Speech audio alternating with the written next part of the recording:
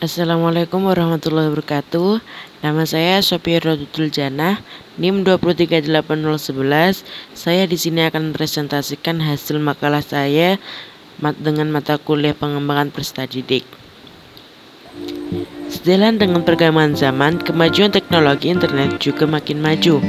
Internet adalah jaringan komputer yang dapat menghubungkan suatu komputer atau jaringan komputer yang dapat menghubungkan suatu komputer atau jaringan komputer dengan jaringan komputer lain, sehingga dapat berkomunikasi atau berbagi data tanpa melihat jenis komputer itu sendiri. Data tahun 1999, jumlah komputer yang telah dihubungkan dengan internet di seluruh dunia mencapai lebih dari 40 juta, dan jumlah ini terus bertambah setiap hari. Saat ini jumlah situs web mencapai miliaran, bahkan mungkin triliunan. Isinya memuat bermacam-macam topik. Tentu saja situs-situs itu menjadikan sumber informasi baik yang positif maupun negatif. Informasi dikatakan positif apabila bermanfaat untuk user dan lingkungannya. Di bawah ini akan dijelaskan dampak positif maupun negatif penggunaan internet. Dampak positif penggunaan internet bagi remaja. Keberadaan internet memberi dampak positif bagi seluruh masyarakat pengguna internet termasuk remaja. Di sini mereka dapat cepat bisa mendapat informasi, bisa mencarikan dengan menggunakan Google atau dengan cara yang lain. Tapi kebanyakan remaja menggunakan internet untuk mencari teman chatting, kirim email, dan mencari tugas-tugas kuliah atau tugas sekolah.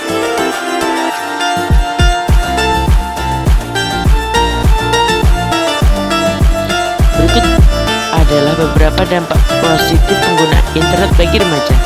1. Mendapatkan informasi lebih maju, pasti, akurat, dan cepat. 2.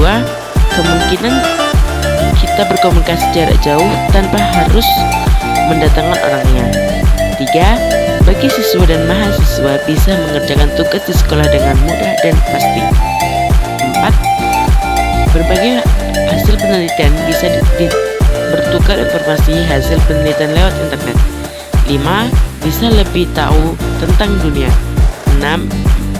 Menggampangkan mencari informasi. 7. Lebih mudah untuk memasarkan apa yang kita jual.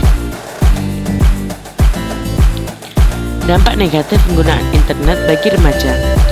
Selain dampak positif dari penggunaan internet, ternyata ada juga dampak negatif yang merupakan salah satu perilaku penyimpang yang dilakukan oleh beberapa orang. Berikut adalah dampak negatif dari penggunaan internet. 1. Cybercrime. 2. Hacking. 3. Cracking. 4. Pornografi. 5. Violence and gore. 6. Penipuan. 7. Carding. Dampak negatif penggunaan situs ke jenjang sosial. 1. Membuat seseorang menjadi penyendiri dan susah bergaul. 2. Kurangnya sosialisasi dengan lingkungan. 3. Menghamburkan uang. 4. Berkurangnya waktu belajar siswa. Alternatif solusi atau penyelesaian masalah. Dalam perkembangan di zaman sekarang ini, mengakses internet dan membuka situs jejaring sosial kini dapat dilakukan melalui telepon seluler. Hal ini cukup membuat dampak ini jejaring sosial sangat dirasakan kalangan siswa.